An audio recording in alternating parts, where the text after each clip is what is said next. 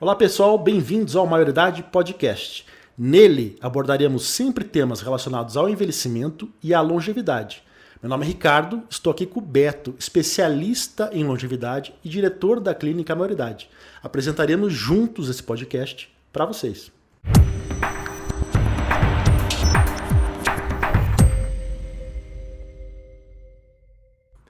Eu dei uma pesquisada antes de começar o nosso podcast, eu levantei questões mais comumente pesquisadas na internet relacionadas com o tema de envelhecimento. O que as pessoas estão preocupadas com o envelhecimento?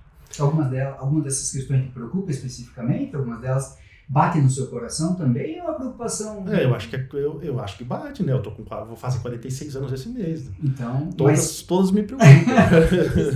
Todas me preocupam. É porque normalmente as pessoas falam envelhecimento como se elas não fizessem nunca parte disso, né? A gente não percebe, é que a gente tá sempre jovenzinho, sempre bonitão, e não, né? A gente vai envelhecendo junto, né? Mas parece que é uma coisa muito distante, né, da gente ainda, né? Parece uma coisa distante. Sim. Né? A gente não percebe esse nosso envelhecimento. Até porque os parâmetros de velhice mudaram, né? Eu lembro que quando eu era criança, uma pessoa de 60 anos, para mim, já estava na hora de morrer. Já, pois né? Eu lembro do meu avô com 60, meu avô me levou a Pantanal com 60 anos dirigindo, cara. Então, e você achava que ele era um cara jovem? Meu avô sempre foi uma forma física boa, assim, sempre foi atleta a vida inteira e tal, mas ele com 60, 65 anos, ele tinha cabelinho branco já tal, mas talvez o meu avô não seja uma base de comparação. Normalmente as pessoas fazem associação, posso ter uma pessoa, né, na minha família que tem essa condição de ser um idoso longevo e jovem, mas a maior parte, né, das pessoas, quando tem 20 anos, olham para uma pessoa de 50 ou de 60 e já acham essa pessoa velha, já está no fim da vida, já não tem muito mais a produzir. E isso gera diversas situações, né?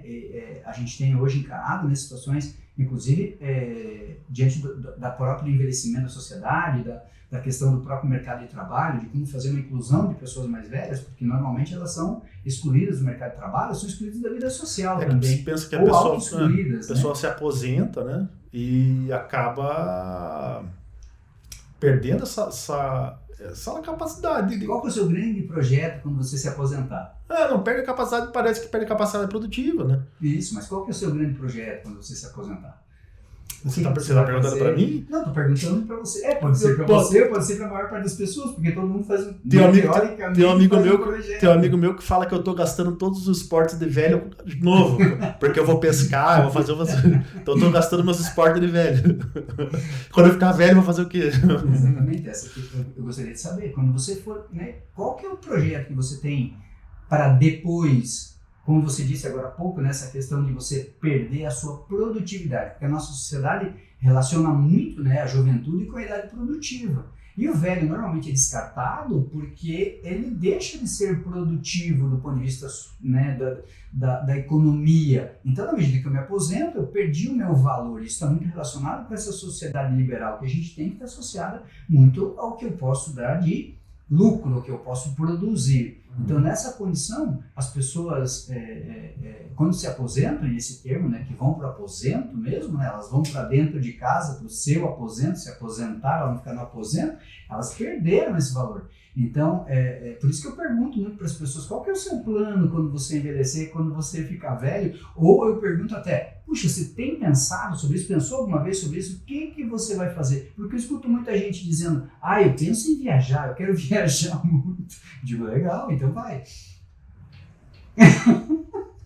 Viaja, porque vai ter que ter dinheiro, né? Agora, essa programação, eu acho que deve ser uma parte muito pequena da população que faz, né?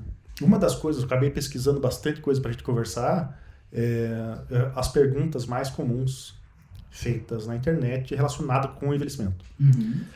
Uma das coisas que eu fiquei muito perplexo até, mas eu achei que uma das coisas que as pessoas mais se preocupam é com produtos de beleza, com rejuvenescimento, anti-aging.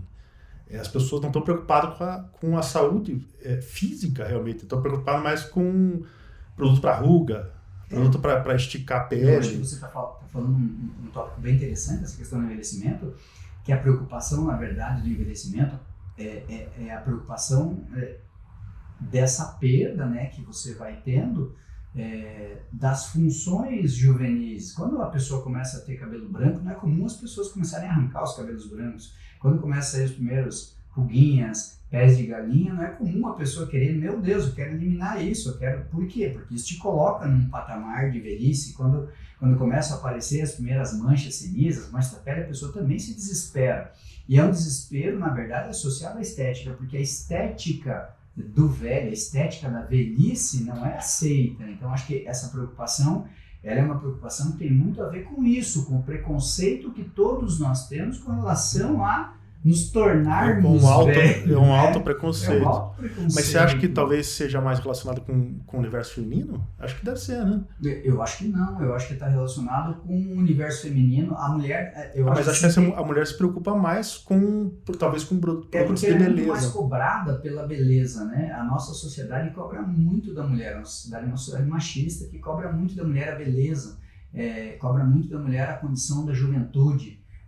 A gente enxerga isso, né, em diversos segmentos, que a mulher perde espaço na medida que envelhece. Eu acho que é uma condição para a gente discutir e trazer, né, pessoas para discutir sobre isso, o envelhecimento feminino, como ele acontece, como ele se dá o preconceito, né, contra a mulher velha. É um preconceito bastante grande, né, e a mulher, ela se coloca exatamente nessa condição de tentar manter a juventude, porque ela é cobrada por isso. Ela é cobrada dentro da nossa sociedade machista, por isso como a gente está falando, que o envelhecimento, ele traz, né, essa pressão para ela, porque ela está perdendo aquela condição de beleza, aquela condição até de empoderamento que a beleza dá. Eu costumo dizer que o envelhecimento, ou que a velhice, ou quem trabalha com a velhice, em primeiro lugar, não tem glamour você trabalhar, né? E o envelhecimento não é uma idade glamurosa. Você perde espaço em todas as questões, até porque tudo na sociedade é pensado para o jovem, ainda mais uma sociedade com hábitos de consumo, o que a gente enxerga é consumismo. Se você olhar o espaço, né, em todos os lugares, em todas as mídias, o espaço do jovem é muito grande, o espaço do velho é muito pequeno. Hoje existe algumas empresas, algumas pessoas que se preocupam em mostrar, né, o velho, mas muito mais no sentido de colocá-lo comercialmente, que de fato de valorizar esse espaço. Eu acho que na medida que a sociedade perdeu essa referência de olhar o velho como uma reserva de conhecimento, como uma reserva de experiência, como apareceram, né, tecnologias que foram substituindo. O Google entrou para substituir o ancião da vila. Que sabia alguma coisa. A gente, de fato, parou de valorizar a importância de uma sociedade que tem anciãos, que tem essa experiência de vida. Veja, a experiência de vida ela só é conseguida vivendo. Sim. Eu não posso dizer que uma criança de 4 anos, um adolescente de 15, tem uma grande experiência de vida, ou mesmo um jovem de 20 que entrou hoje no mercado de trabalho. Mas, por outro lado, essa experiência, né, as experiências das pessoas, muitas vezes, elas são deixadas de lado. Não, isso já é história, não preciso saber disso. Como não? Qual a importância da história? Qual a importância da história de cada um? Qual a importância da construção, né, que cada um faz? Então, acho que é uma questão da gente refletir muito. Isso é uma reflexão que ela é mais profunda, uma reflexão filosófica mesmo sobre o envelhecimento, porque numa sociedade onde as pessoas morriam aos 40 anos, o ancião tinha até algum papel, né? Se a gente olhar para trás, agora, numa sociedade que a gente vai ter pessoas velhas que vão viver até os 80, a gente prolongando esse envelhecimento até os 100 anos, até os 90 anos, qual que é o papel dessas pessoas na sociedade? É ficar no aposento? O que a gente espera, né? Como que a sociedade está se preparando para receber essas pessoas, para colocá-las de fato dentro do mundo? O que adianta, por exemplo, a gente pensar no envelhecimento funcional ativo se a gente não entende o papel do velho na sociedade? O que a gente está falando também, que você está falando, é que a gente tem que se preparar agora, né? Com 40, 50 anos, porque a gente vai ser o velho longevo, né? Espero que sim. Teoricamente, né? Espero que chegue lá. Que com o avanço da medicina e, enfim, a gente vai acabar, teoricamente, vivendo mais. Acho que a sociedade está vivendo mais, né? A sociedade vive mais, né? A gente tem, né? A longevidade aumentando. Então, teoricamente, a gente vai... como é que a gente se prepara também para chegar mais inteira na velhice. Isso. E com essa perspectiva de ser talvez mais produtivo, ou ter um lugar melhor na sociedade, né? Eu acho que isso envolve 2 temas que a gente está discutindo, né? Que primeiro esse projeto mesmo de vida, que a gente não está acostumado a fazer. E em segundo lugar também com o que se preocupar. Então, esse projeto, eu acho que é beleza, você se manter bem, ajuda na tua autoestima, então eu não acho que esteja errado as pessoas que querem fazer seus procedimentos e manter-se, né, belos por mais tempo, fazendo procedimentos estéticos e buscando cremes, e acho que a esperança faz com que você se motive, que você busque, né, permanecer pelo menos com a tua juventude externa por mais tempo. Mas um projeto de envelhecimento eu acho que é fundamental e talvez esse tópico hoje, né, seja muito importante para a gente conversar nesse primeiro podcast, porque o envelhecimento faz parte de um projeto, faz parte de você começar a entender que a responsabilidade de você envelhecer bem, ela não está externa, ela é interna, é você quem começa a entender que a partir de determinado momento você tem que se preocupar obrigatoriamente com o teu futuro e como você quer chegar nesse futuro. Que tipo de pessoa madura, que tipo de velho você quer chegar a ser. E quando você falou ali essa questão produtiva, eu nem me preocuparia tanto com a produção, mas eu me preocuparia hoje muito mais com as possibilidades. Talvez a gente nunca, em nenhum momento da história humana, a gente tenha tido a possibilidade de se reinventar tantas vezes. Eu acho que essa é a grande questão desse projeto de vida, de envelhecimento. Eventualmente você pode até ficar frustrado durante um tempo fazendo coisas que você não gosta, mas como você vai ter mais tempo de vida, pode ser que você possa se reinventar outras vezes. Eu acho que essa é uma condição importante que hoje a gente está aprendendo ainda a entender. Nessa condição de repente, eu queria, eu queria aprender a pintar. E, cara, eu trabalhei 12 horas por dia, 10 horas por dia, 8, para sustentar minha mulher, meus filhos, para ajudar meus netos, e de repente hoje eu posso pintar.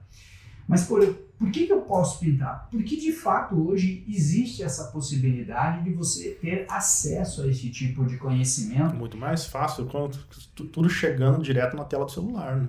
Exatamente. Tudo. Você tem toda essa tecnologia que pode trazer isso, mas você também tem pessoas hoje que se dispõem a fazer isso do ponto de vista de ensinar pelo prazer.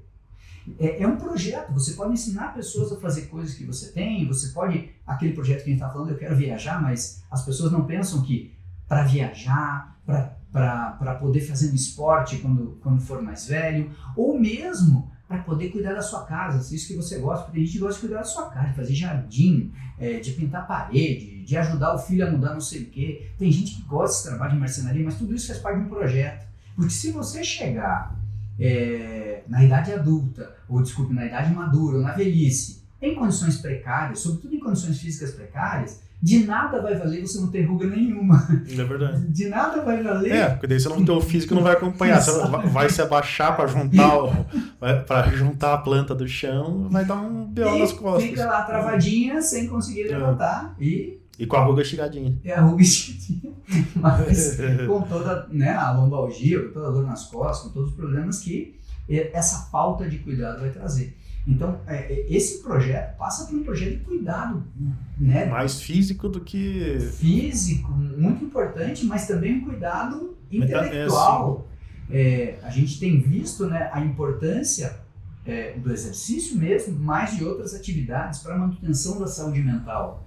Né? O exercício físico, a leitura, o hábito de escrever que as pessoas não têm mais, o hábito de reportar. Eu até conversava com uma senhora que ela me dizia, puxa, seria muito legal, uma pessoa que está aqui na clínica há bastante tempo, ela disse assim para mim, meu Deus, por que eu não fiz um diário? Porque assim, eu tento lembrar coisas que aconteceram comigo e eu não tenho certeza nem das datas, nem da hora. E seria tão importante que as pessoas tivessem esse hábito. Claro, você não precisa escrever diariamente tudo o que acontece, mas você pode escrever sim e relatar aquelas coisas que são importantes. Isso é legal do ponto de vista tanto de você promover, né, de você ter as tuas memórias ali à mão, mas também para você exercitar constantemente a tua condição intelectual. O povo acho que talvez mais velho, que hoje em dia, né, em 2022, está com essa idade já mais avançada, era muito de realmente fazer um livro, né, escrever e tal. Agora, a gente, na nossa idade agora, a gente tem um benefício das redes sociais, que ela, tipo, o Facebook, essas redes, nos lembram das coisas, né? Foto, trazem memórias que a gente às vezes, sei lá, eu fiz uma viagem com meus filhos em 2017. Daí o Facebook manda as memórias pra gente, e a gente acaba tendo um diário que, enfim, não foi a gente que escreveu, mas a gente postou nas mídias aquelas fotos, aquela lembrança. Então, a gente que está envelhecendo nesse processo agora de adultos envelhecendo, adulto 40 e poucos anos envelhecendo, eu no meu caso, né, envelhecendo, tem esse diário.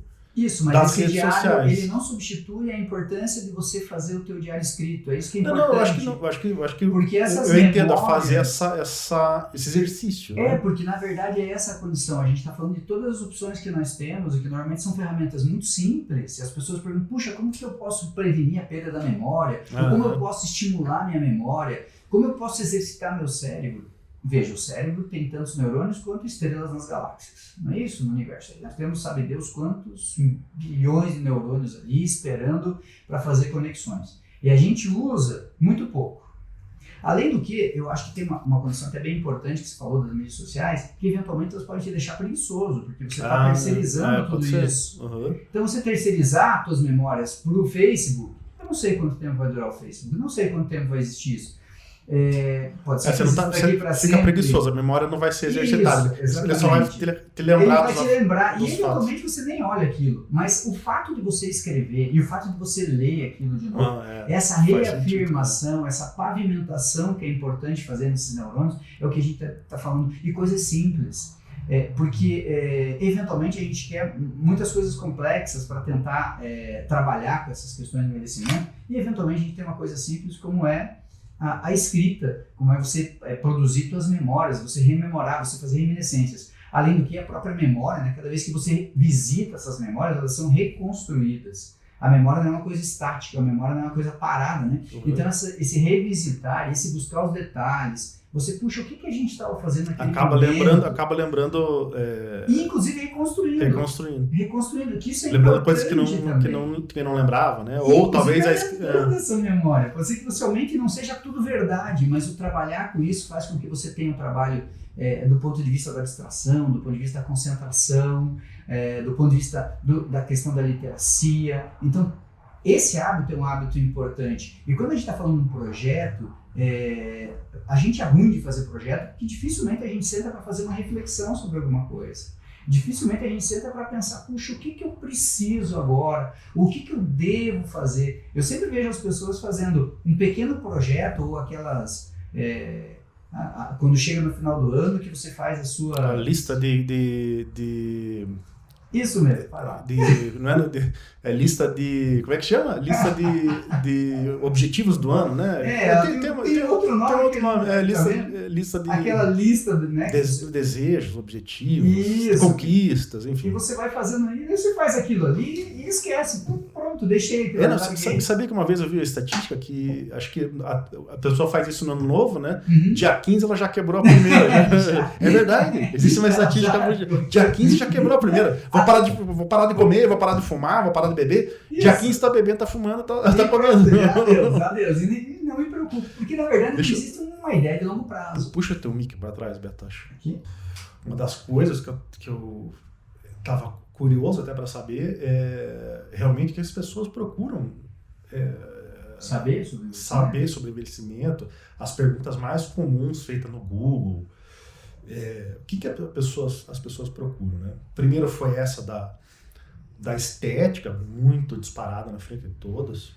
As pessoas procuram muito o esquema do anti-aging, enfim. Mas tem muita coisa relacionada com mitos que acho que você podia falar um pouco. E daí eu até selecionei algumas aqui. Dor é coisa de velho? Uma pergunta. Que é das mais feitas. Assim. Uma das mais feitas. Dor é coisa de velho. A dor é meio que relacionada com dor. Dor é coisa de velho. A dor é uma consequência natural do envelhecimento. Aí a outra aqui, só para terminar, a dor piora com a avançada idade? O que você pode falar disso, dessa tríade? Acho que é dor, né? Se a dor é mito, eu acho. Dor é coisa de velho, dor é uma consequência do natural do envelhecimento. Acho que você começa falando que é mito e, de fato, todo mundo sente dor, né? Em algum momento, depende da dor que a gente está falando também, porque não tem só um tipo de dor. Não, mas acho que deve ser relacionado com dor física, né? Talvez. Pode ser, mas a gente, mesmo uma dor física, não está dissociada de outros tipos de dor. A dor pode ser, inclusive, um alerta, né? As pessoas solitárias, os idosos que são abandonados, né? Pelos filhos, pela família. A dor deles não é só uma dor física, ele pode ter, né, diversos, a dor emocional se manifestando até fisicamente. Sim, a gente sabe, né, a OMS coloca, né, a importância dos quadros psicossomáticos, não falando que os quadros psicossomáticos não são quadros que você, inclusive, encontre uma dor física, mas ela pode ter uma origem emocional, ela pode ter uma origem do abandono, ela pode ter uma origem do maltrato, ela pode ter uma origem do isolamento, e a dor pode ser uma chamada de atenção. E o limiar de dor no velho, o limiar da dor na pessoa jovem, ele pode ser diferente, até pela exposição de um tecido. Uma pessoa, por exemplo, com uma artrose de joelho severa e com diversos nociceptores expostos, ela vai fazer uma caminhada e ela pode sentir muito mais dor do que uma pessoa jovem, com uma articulação intacta. Então, sim, a gente pode encontrar aspectos no velho que façam, né, com que a dor, aparentemente, no velho seja mais exacerbada. Por outro lado, mesmo na prática clínica, aqui na clínica a gente encontra pessoas que você olha para um exame de coluna ou para um exame de joelho e você diz, meu Deus do céu, como que essa pessoa anda, como que essa pessoa caminha, e ela não tem nenhuma queixa de dor, mesmo com uma articulação absolutamente deteriorada, ou mesmo com uma articulação extremamente, né, em condições precárias mesmo, com artrose severíssimas, desgaste na coluna, inclusive com microfraturas, e elas continuam fazendo a vida delas normal. E quando você conversa com elas, você fala assim, não sinto dor, eventualmente eu estou cansada, mas eu não sinto dor. Então, veja... As pessoas se acostumou até com a dor que já existia, né? Ou seja, com a condição física dela, talvez com as limitações, acho que a pessoa acaba se acostumando também. E é isso que a gente estava falando também, tem a própria questão de, pera um pouquinho, mas como que é o seu dia a dia? Se ela é uma pessoa que, do ponto de vista do que é a funcionalidade, do ponto de vista do que é a atividade que ela se propõe a fazer, fica quietinha em casa, ela continua fazendo, o que pode gerar um grau de satisfação nela, que aquela coluna nem incomode tanto, nem incomodou num determinado momento. Né? Incomodou ela um determinado, mas depois ela se adaptou, continua fazendo a vida dela, lava roupa, estende roupa, faz comida para o neto, faz comida para o filho. Eventualmente essa pessoa com a coluna meio desgastada vai ter dor se pegar um vaso, pegar uma coisa e daí vai dar aquele pico de dor, né? Isso, mas eventualmente nem isso acontece. É isso que é importante a gente entender desses mitos, né, da dor no velho, ser o velho, todo velho deve sentir dor. É um tema recorrente nas rodas de conversa de velhos ou de pessoas mais velhas. Médico, dor, tratamento, é um tema recorrente. Por quê? Porque, na verdade, quando você está envelhecendo, diversas condições clínicas te acometem. Então, por exemplo, é mais comum você ter hipertensão, é mais comum você ter artrose, é mais comum você ter diabetes tipo 2. Então, são doenças que são mais comuns na medida que você envelhece. Mas, claro, isso não implica em que o velho tenha mais dor do que o jovem, que a dor seja maior do que a dor do jovem. Ou que a dor avança com a idade, né? A dor piora com a idade. Isso também, você encontra pessoas de novo, voltando para a prática, né, para o cotidiano, a gente tem pessoas, por exemplo, na casa dos 45, 50, que a gente trata e que tem dores assim, né, dentro de uma escala de percepção de dor, dores muito grandes, com limitações funcionais, pessoas que não conseguem trabalhar, e daí você encontra aqui pessoas na casa dos 85, dos 90, que vive uma vida normal e que não tem nenhuma queixa. Como está a sua saúde, seu José? Super boa, não sinto nada, não tenho dor, faço minha caminhada, venho aqui para a clínica, saio com o meu neto, com o meu bisneto. Então, é uma condição, na verdade, que o envelhecimento é muito particular. O envelhecimento, a gente procura simplificar as coisas, é mais fácil para o nosso cérebro. Então, a gente entende que o velho é ranzinza, a gente entende que o velho sente dor, a gente entende que o velho já não aprende mais, a gente entende diversas coisas para simplificar e para estereotipar, e isso dificulta o entendimento. E claro, para as pessoas que estão envelhecendo, essa condição também é ruim, porque quando você entra, você passa aquela fronteirinha, começa a sair cabelos brancos, e você vê umas rugas e diz, nossa, agora, meu Deus do céu, agora essa dor vai aumentar, isso aqui vai piorar. Então, é importante a gente conversar muito sobre esse assunto, e a dor não é coisa de velho. Todo mundo tem dor em algum momento. Se você está jogando futebol e torce seu tornozelo, você vai ter dor. Se você dá uma topada, você sente dor. Ah, mas não é dessa dor que eu tô falando, daquela dor que o cara tem quando acorda e já tá dolorido. Já acorda dolorido. Já acorda dolorido. Já tem uma dor... talvez essa dúvida, talvez seja se é uma dor constante. Essa dor crônica. Crônica, chama dor crônica, isso. Se as dores crônicas são mais comuns no velho. Mais comuns, talvez seja relacionada com isso. Isso, eu posso ter, né, maiores quadros de dor crônica na medida que eu envelheço. Se pensar tudo isso que você falou, de ter todas essas condições juntas, né? O cara ser hipertenso, o cara ter diabetes, o cara ter artrose, artrite, e isso vai, é lógico que em algum momento a dor do cara vai começar a aumentar, não tem jeito. Vamos pensar no seguinte, o envelhecimento é um processo no qual a nossa capacidade de redundância, ou seja, aquela capacidade do teu organismo de se reequilibrar, de buscar a homeostase, ela diminui. Então, sim, na medida que eu envelheço, eu estou mais propenso a ter quadros de dor. Por quê? Porque existe uma degeneração natural dos meus tecidos. Eu estou mais propenso a determinados tipos de doença. Por quê? Porque o meu organismo, de fato, o processo de envelhecimento é um processo, né, no qual a gente tem tanto o envelhecimento natural, né, como o envelhecimento patológico, que é o envelhecimento que vem causado por doenças. Isso é consequência da nossa genética? Sim, 20 a 25% vem da nossa genética. E o restante? Puxa, o restante vem de todas as outras coisas que nós podemos fazer. Então, quando a gente está falando lá do projeto de envelhecer, eu tenho que, puxa, minha genética era boa? Meus avós viveram até quantos anos? Meu pai morreu do quê? Que doenças a família tem? Todo mundo teve câncer? Minhas tias, minha mãe, todo mundo teve hipertensão? Todo mundo teve infarto do miocárdio? Se for pensar assim, a gente tem que começar o projeto com 20 anos. Exatamente. Né? Até antes. Até antes, você começa a pensar nisso. A gente começa com os nossos filhos já. Isso mesmo, você começa a pensar nisso. Por quê? Você fala, puxa, a vovô morreu com quantos anos? Puxa, a vovô morreu com 48 de infarto do miocárdio. E titio? 47, infarto do miocárdio. E o irmão do outro titio? Também com 52 e puxa, você começa a olhar para você e espera um pouquinho, pode ser que eu tenha que me cuidar.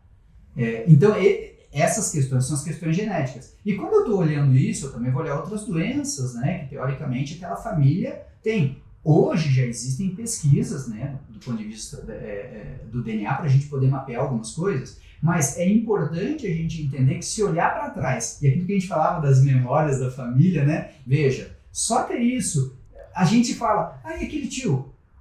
Que tio? Eu nem lembro. Morreu do que? Eu não lembro, não sei. É quase o biográfico, né? Isso, exatamente. O biográfico, ter certinho isso mesmo. Uma árvore genealógica. Esse cara morreu biografada com, não só com problemas, mas com as lembranças e tal, mas ter isso no mapa também. Perfeito. A gente e você falou uma coisa legal, não só com os problemas, mas também com as habilidades. Sim. Determinadas pessoas dessa família saíram com algumas habilidades. Sei lá, músico, isso. capaz de isso ser replicado. Capaz não, bem provável. Bem provável. A minha família é para família de música. Então, você já tem. É uma condição que a gente pode olhar, e é uma condição facilitadora, até porque isso já faz parte da cultura da família.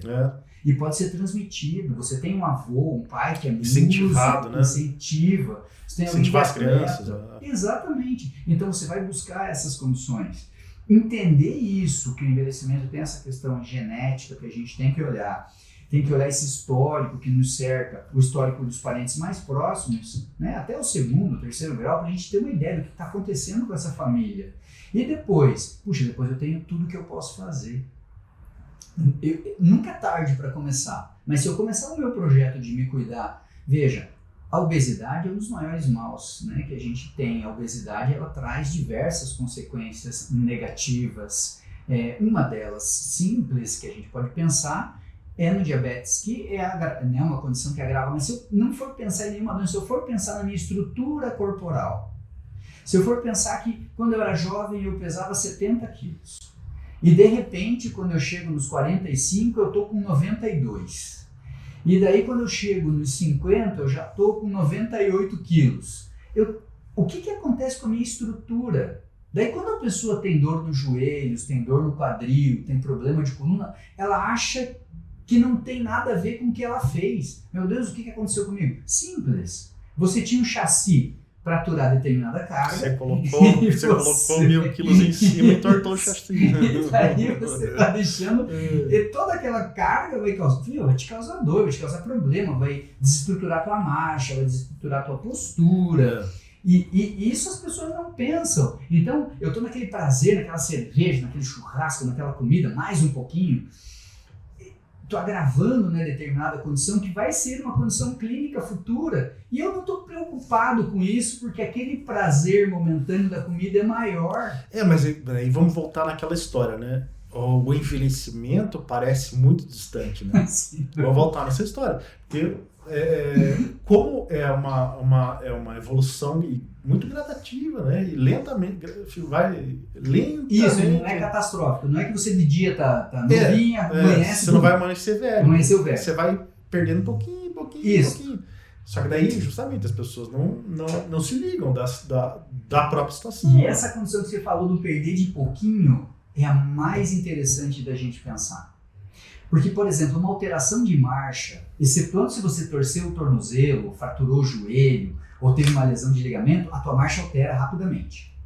Aí você vai mancado, você vai saber o que é uma alteração no caminhar. Agora, normalmente, as alterações que vão te trazer muitos problemas durante o processo de envelhecimento, elas vão acontecendo lentamente. São muito pequenas alterações, que você, sem perceber, por conta da redução da mobilidade dos teus dedos do pé, dos teus artelhos, do teu tornozelo, do teu joelho, do teu quadril, redução de mobilidade, vai alterar a tua marcha.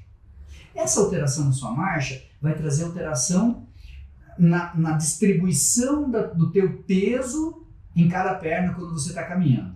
Essa alteração de distribuição vai começar a sobrecarregar um lado mais do que o outro, vai sobrecarregar a tua coluna, e daí você vai ter progressivamente uma série de alterações mecânicas que vão te trazer os processos degenerativos, que normalmente quando a pessoa chega aqui com os bicos de papagaio, com as artroses do joelho, do quadril... Daí a dor já está instaurada. Exatamente. Só que você nunca pensou que aquele salto que você estava usando, lá aquele salto 15, aquele salto enorme que você usou durante muito tempo, ia te prejudicar quando você fosse velho. Que você fazer uma atividade física sem a preparação adequada, por exemplo, um monte de gente que joga bola só no fim de semana. Atleta de final de semana. Eu era atleta de final de semana.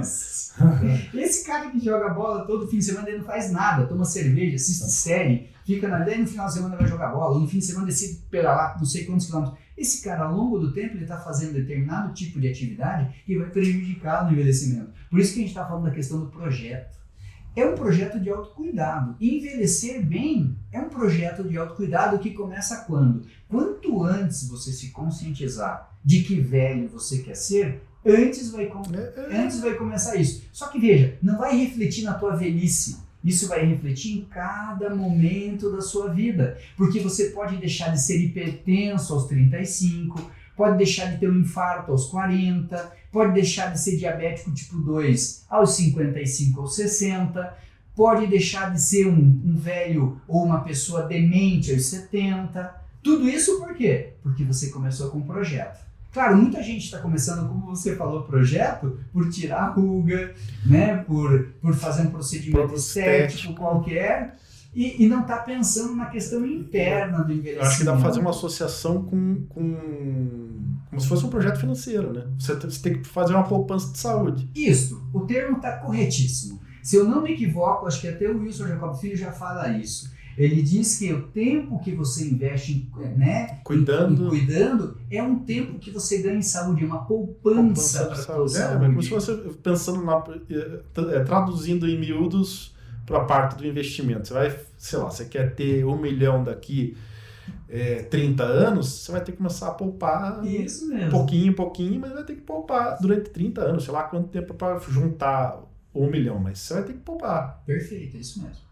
Se você quiser ter a reserva para viver melhor, você vai ter que começar a poupar agora. Isso, porque você melhora a sua capacidade de redundância, que é aquilo que a gente falava, a capacidade que o teu corpo tem de responder aos estressores. Mas acho que daí a cabeça do ser humano é que estraga tudo, porque o ser humano, as pessoas são imediatistas, né? Ah, sem dúvida. O projeto de ficar bonito, vou meter um botox no olho para... hoje, eu saio do consultório com o olho esticado, né? Sim, eu acho que a gente sim é imediatista e sobretudo quando a gente fala numa linha temporal que é longitudinal como o envelhecimento, é muito difícil para todos nós pensarmos nisso. É um assunto muito sério.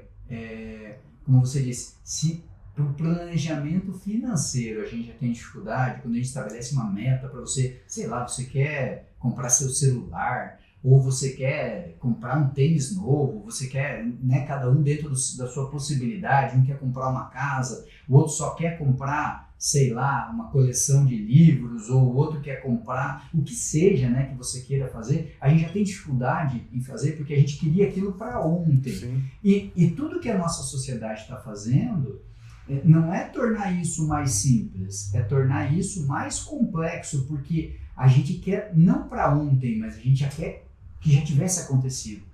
É tudo muito, para já, né? Isso, e além do que, com muito pouca capacidade de desfrutar daquilo que a gente conquista. Eu acho que uma das coisas que a mídia, né, as mídias sociais têm trazido é essa coisa, né, de você valorizar tanto o sucesso, e um sucesso que você nem sabe se é verdadeiro. Sim. E quando me perguntam, né, puxa, como é que eu faço para começar uma rotina de exercício, de autocuidado, como é que eu faço para modificar meus hábitos alimentares? Eu sempre costumo dizer que qualquer coisa que você queira fazer esperando um resultado imediato vai te frustrar, e qualquer coisa que você faça nesse sentido, imaginando que você vai conseguir grandes modificações, vai te frustrar. Porque as variáveis são múltiplas. Não obstante o que eu digo, na medida em que você consegue colocar pequenas rotinas, pequenas mudanças de hábito, e como a gente o ser humano é pautado, né, em rotinas. Todo mundo eu não gosto de rotina. Todo mundo diz isso. Todo mundo fala que não tem, mas tem. Todo mundo tem. Isso não tem como não ter uma rotina. Por mais que até não ter rotina já é uma rotina. Então, porque eu não gosto de rotina, não quero fazer isso, não quero colocar mais uma obrigação na minha vida. Não coloque uma obrigação, porque se você está fazendo obrigado de fato, não é legal. Nada que você faz obrigado, você também vai ter prazer. Prazer e vai ter duração na sua vida. Exatamente. Então coloque uma coisa pensando no que aquilo vai te fazer bem. Para as pessoas que começaram a fazer exercício ou que querem começar, a nossa dica é sempre comece devagar. Comece fazendo coisas que te deem satisfação. Aquela coisa do no pain, no gain é para outra ideia. Não é para as pessoas que pensam em saúde. Para quem pensa em saúde, não pensa em malhar o corpo, pensa em cuidar daquele corpo. Eu não quero malhar meu corpo, eu quero cuidar dele. Eu não preciso ficar forte, eu preciso viver mais. Só. Eu preciso viver mais. Claro, a força vai fazer parte disso. Mas eu não forte que eu digo é ficar monstro, né? Não, e nem é a proposta, né, de quem quer ter saúde. Eu sempre procuro dizer, até lembrando agora, uma pessoa me perguntou assim, puxa, eu queria ficar muito forte, você faz um treinamento para mim e tal? Eu falei, faço o treinamento que você quiser, vamos lá. E você faz a suplementação e faz um ciclo de esteroide, eu digo, olha, se você for um médico, vai te autorizar, tem até médicos que estão fazendo isso, ciclos hoje. Você vai buscar alguém na medicina esportiva, o que você queira, e você pode encontrar soluções para isso. Mas é proibido? Sim, mas a gente sabe que existem essas condições. Mas eu digo o seguinte, se você ganha muita massa muscular, se você ganha, tudo que é exagerado, ele tem um custo. O teu corpo vai passar, essa fatura vai vir para você. Para você ter a manutenção de uma massa muscular, a quantidade de alimento que você tem que ingerir, de suplementos que você tem que ingerir e a quantidade de treinamento te coloca numa rotina de ser atleta. Se você é um cara que trabalha 8 horas por dia, sei lá, vamos brincar, numa empresa de TI, numa agência de carro, vendendo carro, se você é um corredor, para que você quer ter um braço com 40 centímetros? Qual que é o sentido disso se você não é atleta? E quando a gente pensa no envelhecimento, então, para que eu vou querer um monte de velho bombadão? Não é essa mas ideia. Mas daí a gente vai cair na primeira parte, né? É puramente estético, né? Isso, então, de novo a gente volta para a questão do projeto. O projeto é o quê? Ser projeto bonito até que idade, ou ser fortão até que idade. Ou ter longevidade saudável, ou poder desfrutar da acho minha que vida de forma saudável. O fortão acho que não aguenta muito, né? Não vai ficar forte por muito tempo, né? É o custo que você tem para manter. É aquilo que a gente estava falando. O custo para você manter-se forte, quando você está falando fortão hipertrofiado, é o custo que isso tem por quanto tempo? Sim, a rotina de treinamento, é a alimentação. Você não vai encontrar isso. Você não vai encontrar pessoas velhas ou pessoas que estão na maturidade buscando isso. Sim, mas quando a gente vê pessoas mais velhas, né, acima dos seus 50 e poucos, 60, que são definidos, né? Normalmente essa pessoa deve estar fazendo alguns de alguma substância, não? Não. Super definidos, não? Não, você tem treinos. Veja, quando você está falando em super definidos, a gente está falando em tônus muscular, a gente está falando também na questão genética. Tem pessoas que vão treinar a vida inteira e não vão conseguir ter grande massa muscular, nem vão conseguir grande definição muscular. Por quê? Porque a composição genética delas não é propícia para isso. Normalmente, quando você encontra pessoas mais velhas que são atletas longevos, a gente está falando de pessoas que são atletas longevos e que treinam, tem uma rotina de treino. Isso que a gente estava falando de uma questão de quando que eu coloco uma rotina e por quanto tempo aquilo pode durar. Sim. Tem pessoas que fazem essa rotina e fazem um modo de vida. Então você encontra pessoas que são corredores, pessoas que mas aí você sempre tem aquele shape mais enxutinho, né? O formato da pessoa, essas que correm bastante, que andam de bike, normalmente são pessoas mais magrinhas. É um tipo de... Eu tô falando que eu já vi na internet, tem um monte. Um monte não, mas tem pessoas mais velhas, lá com cabelinho branco, mais bombadão, né?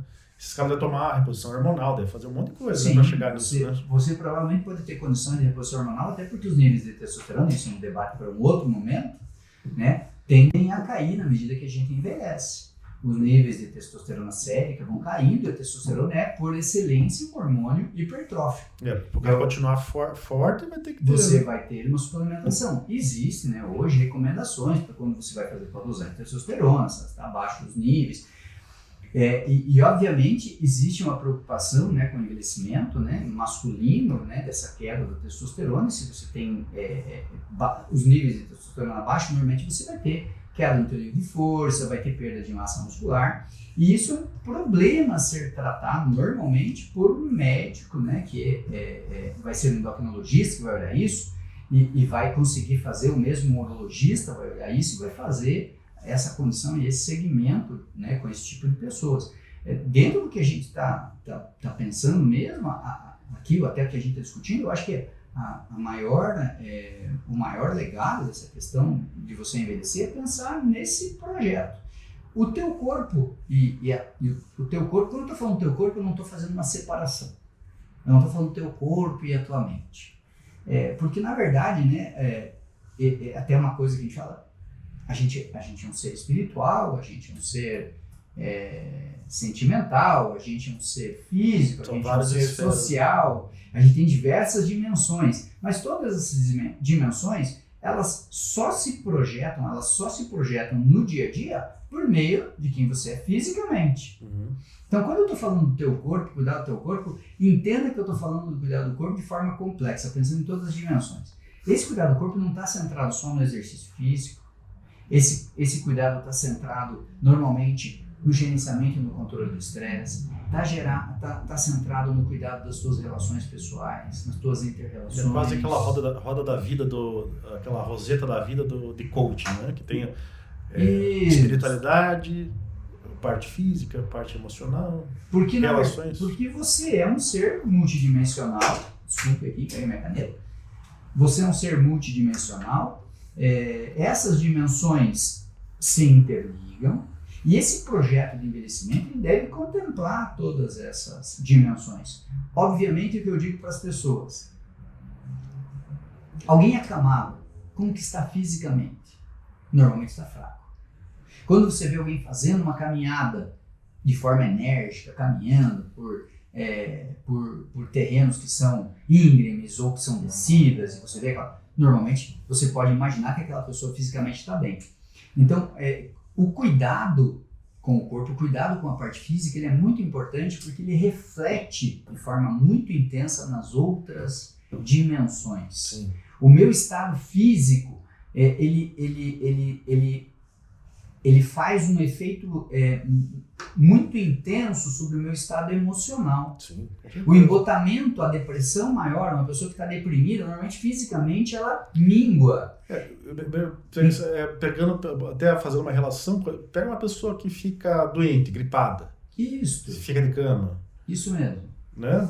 Tudo parece que o dia fica pior, a cabeça fica pior, outras dimensões do... Isso, exatamente. Você tem um quadro ali, né, que é um quadro gripal, um quadro clínico ali que deixou você, fez febre, teu organismo, teu sistema imunológico está lutando para tentar vencer aquela doença, você não tem disposição. E o que acontece? Fisicamente você está mal. Agora, na medida em que você melhora da gripe, se a teu nível de aptidão é melhor, você vai sair daquele quadro gripal de uma maneira muito melhor. Sim. Então, quando a gente pega, por exemplo, uma pessoa que está, digamos, sei lá, uma pessoa que tenha 70 anos, 75 anos, e que tenha uma debilidade física muito acentuada, qualquer alteração na saúde dela pode fazê-la fragilizar de forma muito drástica. Daí sim a gente tem uma catástrofe. Então, até ontem ele estava andando tranquilo e de repente ele pegou uma gripe muito forte, atingiu as vias aéreas, afetou toda a condição respiratória, teve uma pneumonia, ele volta fragilizado para aquela situação. Se essa pessoa é uma pessoa que tem uma rotina de autocuidado, se é uma pessoa que fisicamente está bem, tem uma boa capacidade muscular, uma boa capacidade cardiorrespiratória, se essa pessoa tem um bom suporte social, se ela tem uma boa autoestima, ela se recupera muito melhor dessas condições. Então, quando a gente vê as pessoas longevas, dos grupos que são estudados e que têm uma grande saúde, você encontra essas condições do suporte social, de uma boa condição de autoestima, de uma boa funcionalidade. Daí quando você está falando, o bombado não é tanto o quanto forte ele é, mas é o quanto as capacidades físicas de base, a força, a flexibilidade, a resistência, o equilíbrio, quanto essas capacidades estão sendo cuidadas, né, e mantidas para que aquele indivíduo continue fazendo as coisas que lhe dão prazer e que ele não sinta limitações ao querer fazer alguma coisa, limitação física. Puxa, eu quero ir na panificadora, não consigo ir. Eu quero subir, sei lá, numa escada para pegar uma coisa e tenho medo porque eu posso cair. Então, quando eu tenho essa condição, as outras capacidades também são influenciadas. Então, essa funcionalidade no envelhecimento é muito importante. E a funcionalidade intelectual também. Eu não posso me fechar. Existe um biogerontologista que fala que o envelhecimento é sinônimo de enrijecimento. E não é o enrijecimento físico que ele está falando, é de todo o enrijecimento. Eu não quero conhecer coisa nova, eu não quero provar nada novo, eu já não consigo mais fazer isso, eu só quero conversar com meus amigos. Esse é um enrijecimento, esse é um sinônimo de envelhecimento.